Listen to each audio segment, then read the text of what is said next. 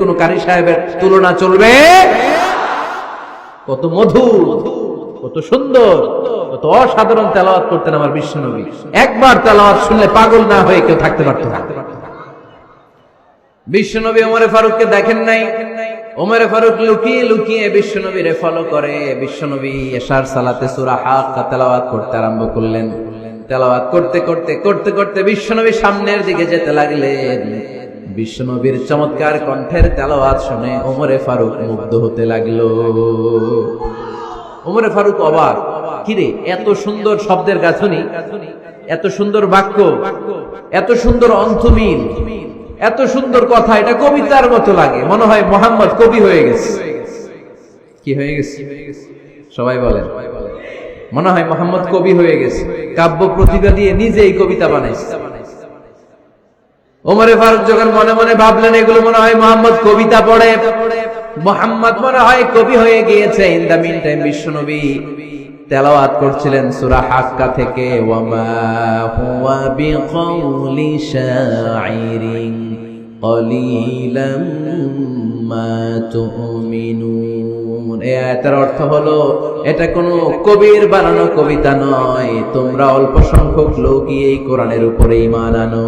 সুবহানাল্লাহ পড়ে। বিশ্বনবী ওমরে ফারুককে দেখছে নাকি? কথা কয় না, দেখেছে না? বিশ্বনবী বিশ্বনবীর মতো তেলাওয়াত করে যাচ্ছে। ওমর ফারুক যখন মনে করলেন কিরে এই কথাগুলো এত সুন্দর, এটা মনে হয় কবিতা। ইন দ্য মিন টাইম বিশ্বনবী যে আয়াতটা তেলাওয়াত করছিলেন, কোইন্সিডেন্টলি দৈবাক মিলে গিয়েছে। ওই আয়াতের অর্থ ছিল এটা কোনো কবির বানানো কবিতা না, খুব অল্প সংখ্যকই তোমরা ঈমান আনো। এবার তো ওমর ফারুক আটকে ওঠেন। ঘটনা কি? আমি মনে মনে ভাবলাম মুহাম্মদ কবি, আর যেটা পড়তেছে এটা কবিতা, কিন্তু মুহাম্মদ আমার দেখেও নাই, কিন্তু বলতেছে এটা কবির বানানো কবিতা না। তাহলে মুহাম্মদ মনে হয় গণক হয়ে গেছে। কার মনে কি চলে না দেখেই বলতে পারে। নাউজুবিল্লাহ পড়বেন না?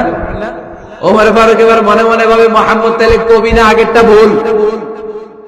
ভুল ধারণা আমি করেছি, মুহাম্মদ কবি নয়, মুহাম্মদ হলো গণক। আওয়াজ করে পড়েন না আউযু বিল্লাহ। মুহাম্মদ মানুষের মনে কি চলে গণনা করে সব টের পেয়ে যায়, সব বুঝতে পারে। বিশ্বনবী তখন যে আয়াতটা তেলাওয়াত করছিলেন সেটা হলো ওয়ালা বিকাউলি কাহিনিন কলিলাম মা তাযাক্কারুন। বিশ্বনবী তখন যে আয়াতটা তেলাওয়াত করছিলেন এই আয়াতের অর্থ হলো এটা কোনো গণকের বানানো কথা নয়, খুব অল্প সংখ্যক লোকই তোমরা উপদেশ গ্রহণ করো। বিশ্বনবী ওমর ফারুককে দেখে? কথা কয় না, দেখে না, কিন্তু মিলে যাচ্ছে। ওই আয়াতের পরের আয়াতটা ছিল এটা গণকের বানানো কোনো গণনা নয়, খুব অল্প সংখ্যকই তোমরা ঈমান আনো। এবার তো ওমর ফারুক বেহুশ। হায় হায়, প্রথমে ভাবলাম কবিতা, সে পড়ে যাচ্ছে না কবির বানানো কবিতা না। এরপর মনে মনে ভাবলাম মনে হয় গণক, সে বলে না এটা গণকের বানানো গণনা নয়। তাহলে এটা কি? এটা কি? কি এটা? কি পড়ে মুহাম্মদ, যার কণ্ঠের তেলাওয়াত শুনলে মানুষ পাগল হয়ে যায়। বিশ্বনবী তখন পড়তে আরম্ভ করলেন তানজিলুম মির রাব্বিল আলামিন। এর মানে হলো এটা কবিতা না, এটা গণকের বানানো গণনা না, মানুষের বানানো কিচ্ছু না, এটা গোটা বিশ্বের রব আল্লাহ পাকের বাণী। সুবহানাল্লাহ পড়ে। এই 2 নাম্বার ডোজ করব। প্রথম ডোজ পড়ছে দোয়ার ডোজ। প্রথম ডোজ কিসের? দোয়া। 2 নাম্বার সূরা হাক্কা দিয়ে আল্লাহ দিলেন এক ধাক্কা।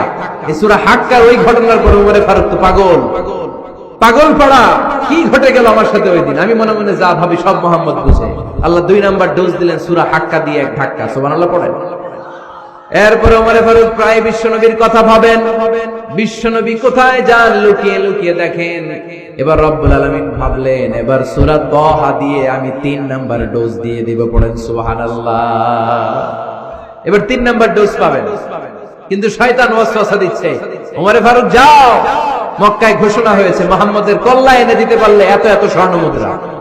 শয়তানের ওয়াসওয়াসায় আবার ভুল পথে হাঁটতে লাগলেন সাইয়েদনা ওমর। নাঙ্গা তরবার নিয়ে বিশ্বনবীর মাথা কাটার জন্য বের হয়ে গেলেন। বনু জাহারা গোত্রের একটা লোক বলে ওমর তুমি কোথায় যাও? ওমরে ফারুক বলেন মুহাম্মাদের কল্লা কাটার জন্য যাচ্ছি। পড়েন নাউজুবিল্লাহ। আবু জাহারা গোত্রের লোক বলে তুমি মুহাম্মাদের কল্লা কাটতে যাও? আরে তোমার বোন ফাতিমা বিনতে খাত্তাব আর তোমার বোনের জামাই সাঈদ, এরা তো দুজন কালিমা পড়ে মুসলমান হয়ে গেছে। আরে মুহাম্মাদের কল্লা পরে কেটো, আগে ঘর সামলাও। যে ওমর, আগে ঘর সামলাও, পরে তুমি মুহাম্মাদের কল্লা কাটতে যাও। ওমরে ফারুক রেগে গেলেন, রাস্তা ঘুরিয়ে বাড়ির দিকে চলতে আরম্ভ করলেন। রাগে তিনি গড়গড় করছেন। ওমরে ফারুকের বোন ফাতেমা বিনতে খাত্তাব, বোনের জামাই সাঈদ, তাদের দুইজনকে খাব্বাব রাদিয়াল্লাহু তাআলা আনহু সূরা তাহা ঘরের ভিতরে তেলাওয়াত করে শোনাচ্ছিল। পড়েন সুবহানাল্লাহ। সূরা তাহা দিয়ে আল্লাহ একটু পরে ধাক্কা মারবে আরেকবার। ওমরে ফারুক যখন আসলেন, ওমরে ফারুকের আওয়াজ শুনে খাব্বাব রাদিয়াল্লাহু তাআলা আনহু লুকিয়ে গেলেন। ওমরে ফারুক দরজার মধ্যে কড়া নাড়লেন। বোন বলে, কে তুমি? সাইয়েদনা ওমর বললেন, আমি ওমর। খুলে দেওয়া হলো। ঘরের ভেতরে ঢুকেই কথা নাই বার্তা নাই, নিজের আপন বোনকে মারতে শুরু করলো ওমর। বোন জামাইকে আঘাত করতে শুরু করলো। মারতে মারতে নিজের কলিজার টুকরা বোনকে, বোনের জামাইকে সাইয়েদনা ওমরে ফারুক পিটাতে পিটাতে রক্তাক্ত করে ফেললেন। গা দিয়ে ফিনকি বের হয়ে যখন রক্ত বের হয়, সাইয়েদনা ওমরে ফারুকের দিলের মধ্যে মায়া তৈরি হয়ে যায়। সাইয়েদনা ওমরে ফারুক বললেন, আমার কলিজার টুকরা বোন আর বোন জামাই, তোরা কেন মুহাম্মাদের কথায় পাগল হলি? বুঝলাম না কেন মক্কার লোকগুলো পাগল পড়া হয়ে সব মুহাম্মাদের দলে চলে যায়। কি এমন কথা মুহাম্মদ তোদের শোনায়, কি এমন বাণী তোদের শোনায় যে বাণী শুনে সব তোরা মুহাম্মাদের দলে চলে গেলি? কি আছে মুহাম্মাদের কাছে? কি কি জাদুটা? কি কি জাদু পেলি সেখানে? আমার একটু দেখা। বোন ফাতেমা বলে, না ভাই, ইন্নাকা রিজিস, তুমি নাপাক। লা ইয়ামাসসুহু ইল্লাল মুতাহহারুন, পাক পবিত্র না হয়ে আল্লাহর এই কালামে স্পর্শ করা যায় নাকি? আওয়াজ করে বলেন, স্পর্শ করা যায়? ভাই তুমি গোসল করে আসো, তাহলে তোমার হাতে তুলে দিব, তুমি পড়লেই বুঝতে পারবা কি আছে আল্লাহর এই কোরআনে। সুবহানাল্লাহ বলেন। সাইয়েদনা ওমর ফারুক গোসল করে আসলেন। বোন এবার সূরা তাহা চামড়ার মধ্যে সূরাতু তাহার কিছু অংশ লিখে খাব্বাব রাদিয়াল্লাহু তাআলা আনহু লুকিয়েছিলেন। ওনার হাত থেকে সূরা তাহার অংশটা নিয়ে সাইয়েদনা ওমর ফারুকের বোন ওমর ফারুকের হাতে দিয়ে বলল, ভাই তুমি আসার আগে এই অংশটা সবাই মিলে তেলাওয়াত করছিলাম। ওমর ফারুকের হৃদয়টা তখন একেবারে নরম, কারণ আগে ধাক্কা খাইছে কয়টা? জোরে বলতে হবে। প্রথম ধাক্কাটা কিসের? হ্যাঁ, দোয়া। দ্বিতীয়টা হাক্কা, সূরার নাম হাক্কা দিয়ে দিয়েছেন আল্লাহ ধাক্কা। এবার দিলে সূরা তাহার ধাক্কা। ওমর ফারুক হাতে নিলেন। খুব ভালো আরবি জানতেন, চমৎকার আরবির অর্থ বুঝতেন, কারণ আরবি ভাষাভাষী মানুষ।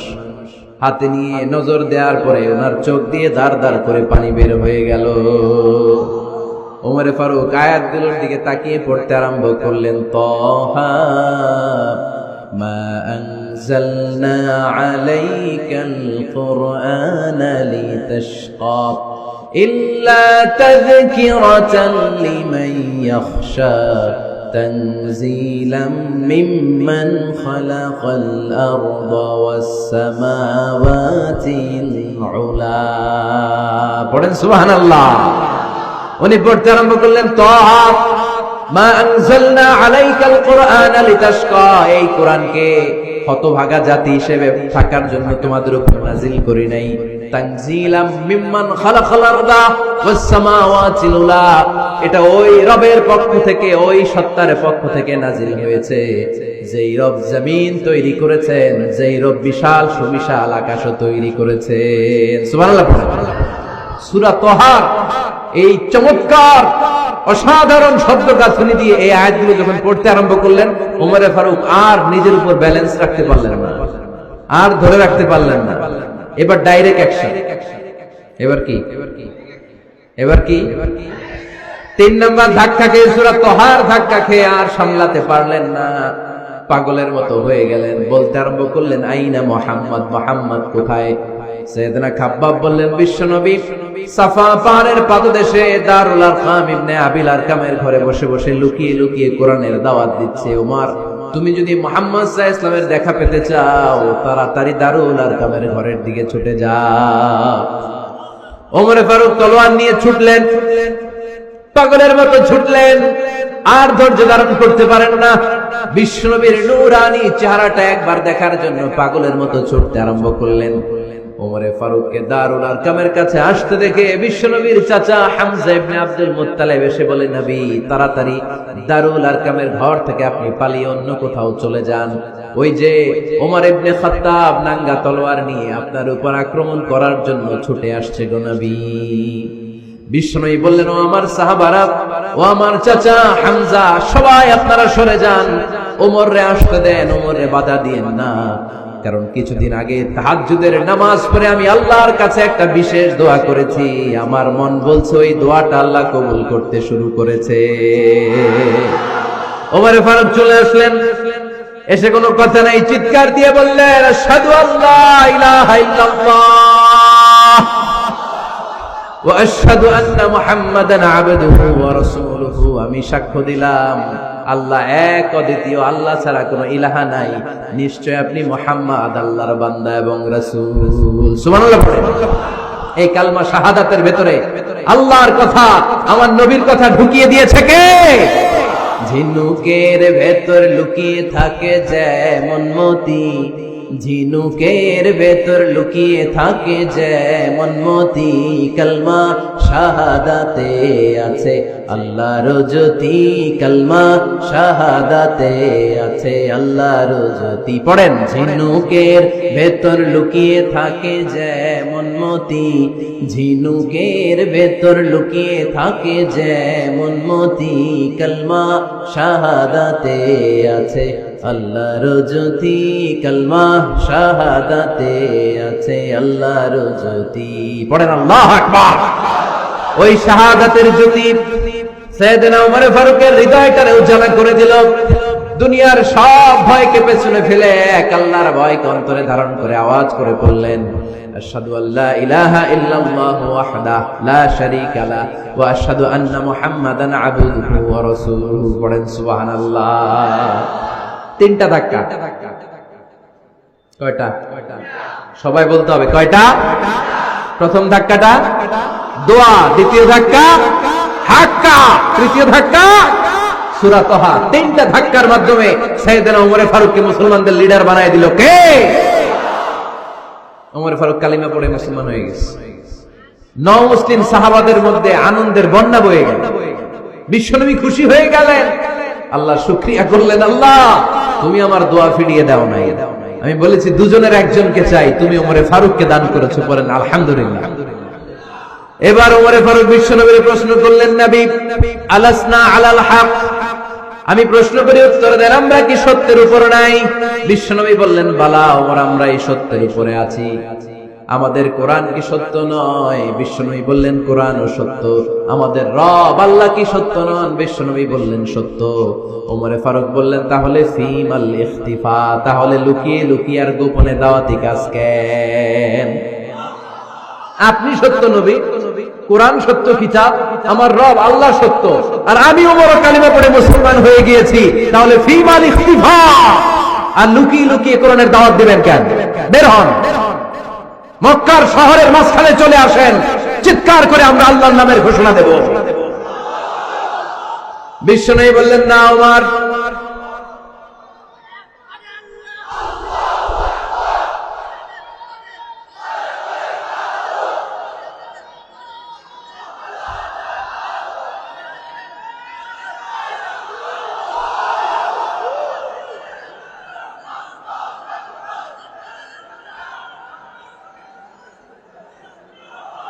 বিশ্বনবী ডেকে বললেন, না ওমর, এটা মাক্কি জীবন, ওমর এটা মাক্কি জীবন, এখানে দাওয়াতি কাজ করব লুকিয়ে লুকিয়ে, আস্তে আস্তে।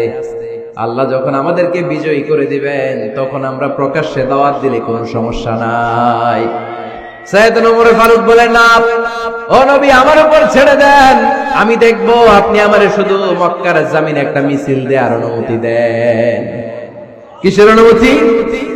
আল্লাহর নামের তাকবীর দেওয়ার অনুমতি দেন। বিশ্বনবী বললেন, ঠিক আছে, সাবধানে তাকবীর দিও। ওমর ফারুক তাকবীর দেওয়ার জন্য লোক খুঁজতে আরম্ভ করলেন। নও মুসলিম 11 জন সাহাবাকে খুঁজে পেলেন। কয়জন? ওমর ফারুক বললেন 11 জনই চলবে।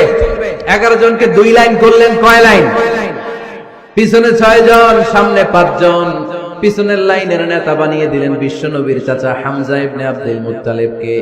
প্রথম লাইনের 5 জনের নেতৃত্ব দিতে আরম্ভ করলেন সাইয়েদনা ওমরে ফারুক নিজেই।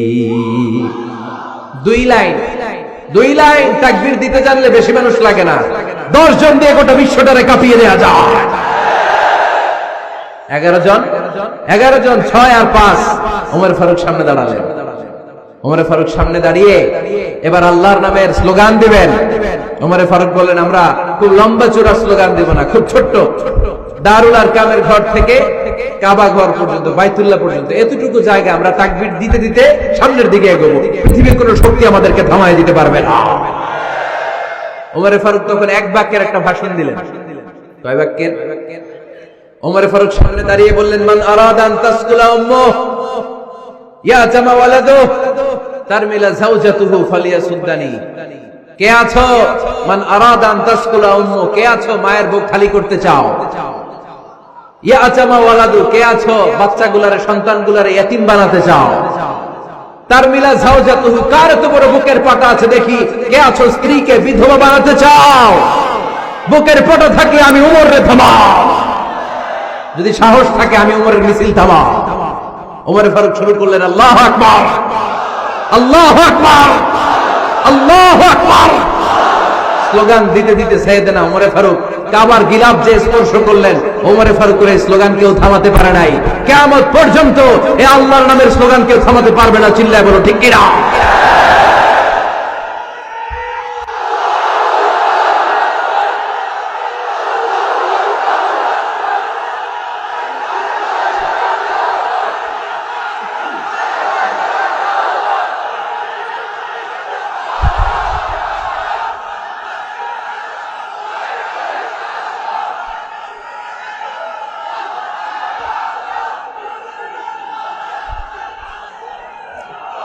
ওমর ফারুকের স্লোগান সেদিন মক্কায় কেউ থামাইতে পারছিল? আওয়াজ করে বলতে পারছিল? এখনো আল্লাহর নামের স্লোগান কেউ থামাই দিতে পারবে? কিয়ামত পর্যন্ত আমার রবের স্লোগান কেউ থামাতে পারবে? পারবে না। ওমর ফারুক স্লোগান দিলেন। আবু জাহেল, উতবা, শাইবা, ওয়ালিদ ইবনে মুগীরা আল্লাহু আকবার ধ্বনি শুনে বাইরে আসছে। কিরে, এত বড় স্লোগান, আমাদের কাছ থেকে পারমিশন নেয় নাই, অনুমতি নেয় নাই। অনুমতি নেওয়া ছাড়াই স্লোগান শুরু। বের হয়ে দেখে মিছিলের সামনে ওমর। ওমর ফারুককে দেখে আবু জাহেল দিছে এক দৌড়, উতবা দিছে আরেক দৌড়, সাইবা দিছে বহু দৌড়। সুবহানাল্লাহ পড়বেন না?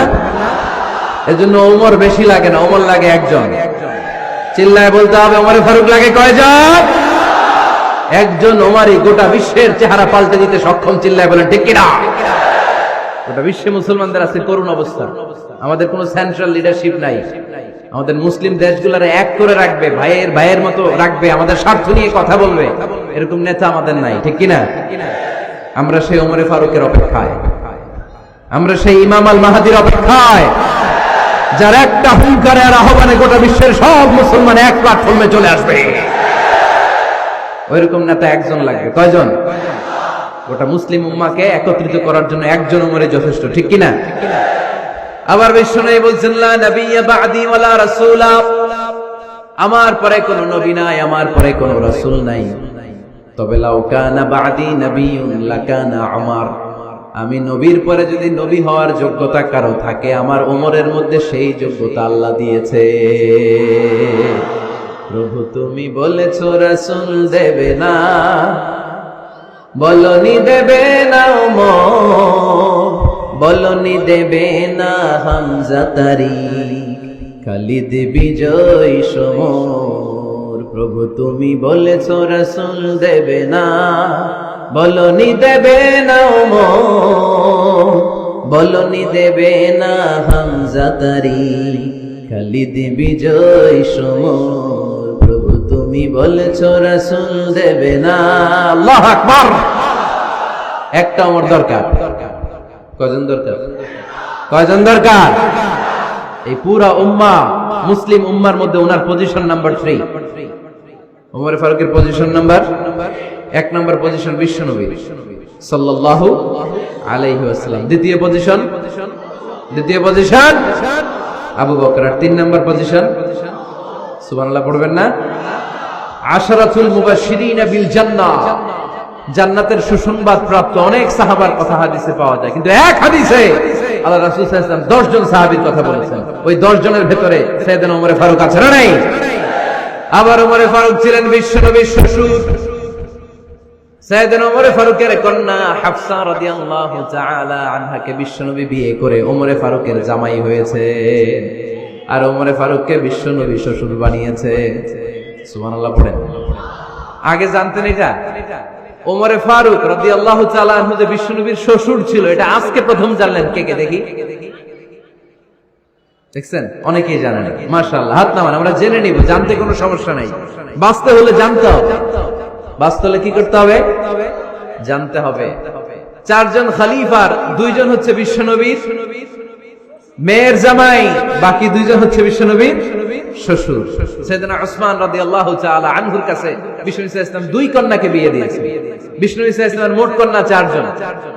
কয়জন? বড় মেয়ের নাম যায়েনব রাদিয়াল্লাহু তাআলা আনহা, ওনার স্বামীর নাম ছিল আবুল আস ইবনে রাবি'।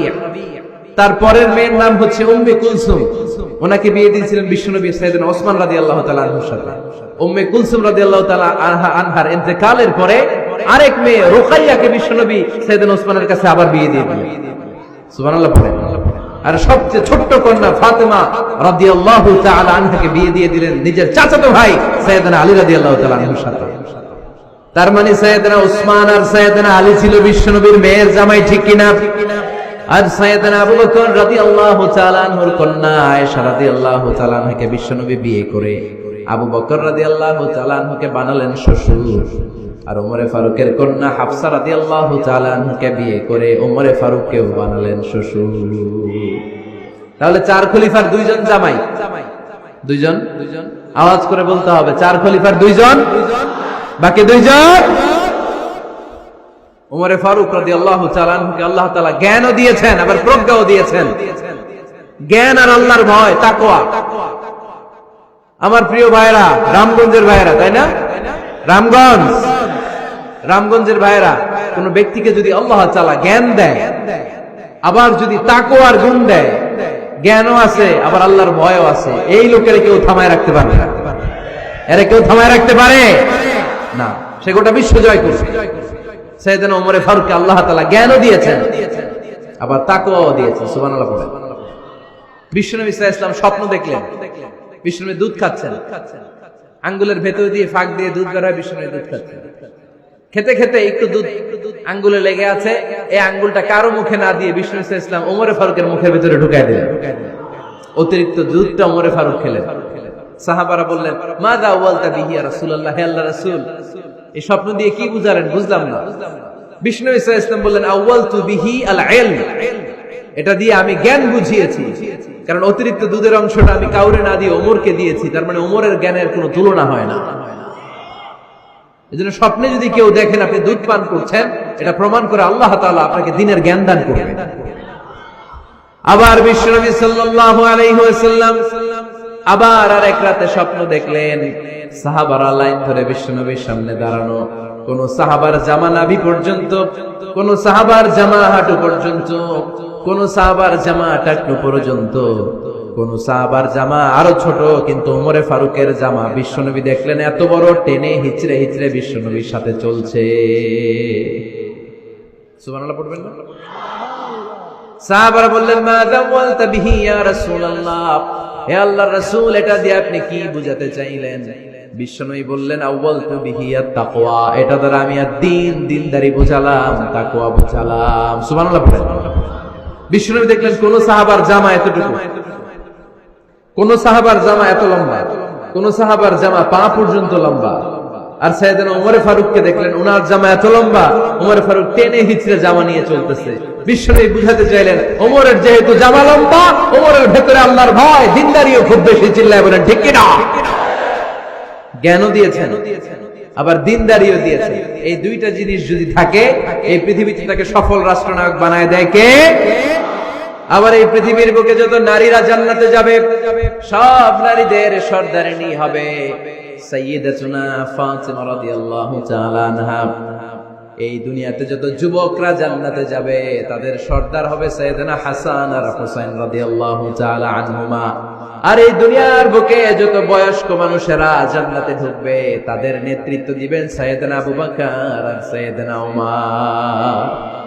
বয়স্ক যারা আছেন আপনাদের নেতৃত্ব দিবে কে? হ্যাঁ, একজন তো আল্লাহ না, আল্লাহ তো তোমার জান্নাত দিবে, তোমার জান্নাতে নিয়ে যাবে কে? সাইয়েদনা আবু বকর, সাইয়েদনা ওমর। আর ইয়াং যারা তোমরা এসেছো, তোমরা যখন জান্নাতে ঢুকবে তোমাদের লিডারশিপ নিবে কে? হাসান আর হুসাইন রাদিয়াল্লাহু তাআলা আনহুমা। আর নারীরা যারা জান্নাতে প্রবেশ করবে এই নারীদের নেতৃত্ব দিবে বিশ্বনবীর কলিজার টুকরা নয়নের বুটুলি সাইয়্যিদাতুনা ফাতিমা রাদিয়াল্লাহু তাআলা। সুবহানাল্লাহ পড়বেন না? Omar Farooq, the superhero of Muslim উম্মাহ। আমরা কাদেরকে সুপার হিরো বানায় রাখছি আমরা জানি না। এই নায়ক নায়িকা, গায়ক গায়িকা, মডেলরা, চোখ ধাঁধানো গ্ল্যামার নিয়ে যারা চলে এরা আমাদের মডেল নয়। আমাদের মডেল সাইয়েদনা ওমর ফারুক। ঠিক কিনা? ঠিক কিনা? ওমর ফারুক মসজিদে নববীর খতিব, খুতবা দিচ্ছেন। আপনারা কথা শুনতেছেন? কষ্ট হচ্ছে? কষ্ট হচ্ছে কার কার দেখি? তোমার? এরে বাইদা রাখেন রশি দিয়ে এই জায়গায়। বেশি লাফালাফি করতেছো, আর লাফাবা না, ঠান্ডা মাথায় শোনো। ওকে, মাশাআল্লাহ, ভালো ছিল। থাক, বাধার দরকার নাই, এমনি বসে থাকবে। মনোযোগ আছে না গেছে? আছে? আচ্ছা, আরো কয়েক মিনিট শুনবেন না? আচ্ছা। ওমর ফারুক রাদিয়াল্লাহু তাআলা আনহু জুমার খুতবা দিচ্ছেন। ওঠা বসা করলে আমি আলোচনা বন্ধ করে দেব। নো ওয়ে, নো ওয়ে, কেউ উঠতে পারবে না। সময় দিয়েছিলাম 1 মিনিট। যার উঠে যেতে মনে চায়, সকাল থেকে বসে আছেন, ওয়াশরুমে যাবেন, যান, সময় দিলাম, এরপরে উঠা বসা কেন আবার? একজন উঠতে পারবে না। এদেরকে টাইনে নামান তো, বসান, টান দেন, জামা ধরে টান দেন। হ্যাঁ, টানেন। হ্যাঁ, ঠিক আছে, আরো জোরে বসান, টাইনে বসান। হ্যাঁ, ঠিক আছে, এদেরকে টান দেন, এদের বসান, এগুলো জামা ধরেন, জামা ধরেন, ধরেন, চাদর ধরেন। হ্যাঁ, ঠিক আছে, এই দাঁড়াইছে, ঘেরে বসেন, বস। এবার এদিকে তাকান। ওমর ফারুক জুমার খুতবা দিচ্ছেন। কিসের খুতবা? খুতবার মাঝখানে হঠাৎ চিৎকার মেরে বললেন, ইয়া সারিয়াত ইবনে জানিমিল জাবাল, বিল জাবাল, ইয়া সারিয়াত ইবনে জানিমিল জাবাল। মানে এই সারিয়া, এইদিকে না, জাবাল, পাহাড়ের দিকে, জাবাল, জাবাল, গো টু দা মাউন্টেন, পাহাড়ের দিকে যাও। এই কথা বলে আবার থেমে খুতবা দেওয়া শুরু করলেন। সাহাবারা আগা মাথা কিছুই খুঁজে পেল না। আগের কথার সাথে মিল নাই, পরের কথার সাথে মিল নাই। জুমার নামাজ শেষ। সাহাবারা বললেন, আমিরুল মুমিনিন, খলিফাতুল মুসলিমিন ওমর ফারুক জুমার খুতবা দেওয়ার সময় হঠাৎ চিৎকার মেরে বললেন, ইয়া সারিয়াত ইবনে জানিমিল জাবাল। আপনার এই বাক্যের সাথে আপনার খুতবার আগের কথার কোনো মিল পেলাম না, পরের কথারও কোনো মিল পেলাম না। আপনি বুঝিয়ে বলেন, কেন বলেছেন আমরা তো বুঝলাম না। সাইয়েদনা ওমর ফারুক বলেন, আমি যখন জুমার খুতবা দিচ্ছি হঠাৎ আমার চোখের মধ্যে ভেসে উঠলো ওই যে গত কয়েক মাস আগে আমি আমার মুসলিম সেনাপতিকে ইরানে, পারস্যে, ওই ইরানের বিশাল রাজ্যে যুদ্ধের জন্য পাঠিয়েছি। আমি দেখলাম যুদ্ধের একটা ভয়ঙ্কর মুহূর্তে আমার মুসলিম সেনাপতি ভুল দিকে চলতে আরম্ভ করেছে। বাম দিকে তার পাহাড়, ডান দিকে উপত্যকা। ডান দিকে যদি সে চলে যায়, উপত্যকায় চলে যায়, শত্রু বাহিনীর হাতে ধরা খেয়ে সব মারা যাবে। আর আমার সেনাপতি যদি মুসলিম বাহিনীকে নিয়ে পাহাড়ের উপর উঠে যায়, আল্লাহর মেহেরবানিতে এই যুদ্ধেও তারা জয়লাভ করবে। এজন্য আমি মসজিদের মিম্বারে দাঁড়িয়ে রব্বুল আলামিন আমার চোখের সামনে ওই যুদ্ধক্ষেত্রের দৃশ্যপটটা তুলে ধরেছে, ওইটা দেখে আমি এখানে দাঁড়িয়ে আমার সেনাপতিকে কমান্ড দিয়েছি। পড়েন সুবহানাল্লাহ। যেন কোনো মানুষ না, এটা জুমার মিম্বারে দাঁড়িয়ে 1000 কিলোমিটার দূর পারস্যে কি হচ্ছে সেটাও দেখতে পেতেন আল্লাহর মেহেরবানিতে। সুবহানাল্লাহ পড়েন। সাহাবারা বিশ্বাস করে নিলেন, কিন্তু মুনাফিক টাইপের যেগুলো, এগুলো বলে এটা আবার কেমন কথা, উনি আছেন মদিনার মিম্বারের মধ্যে দাঁড়িয়ে 1000 কিলোমিটার দূরে কি হচ্ছে উনি দেখবেন কেমনে। এরা বিশ্বাস করলো না, সাহাবারা সবাই বিশ্বাস করলো। মুনাফিকগুলো বিশ্বাস করলো না। তারা মনে মনে ভাবলো এই মুসলিম সেনাপতি বিজয়ের বেশে যেদিন মদিনায় আসবে, আমরা মদিনার উপকণ্ঠে দাঁড়িয়ে থাকবো, ওদেরকে জিজ্ঞেস করবো এমন এমন দিন ওমরে ফারুকের কণ্ঠের কোনো আওয়াজ শুনতে পেরেছিলে কিনা। বিজয়ী বেশে সাহাবারা যখন ফিরে আসতো, সব মুমিনরা আহলান ওয়া সাহলান জানাতে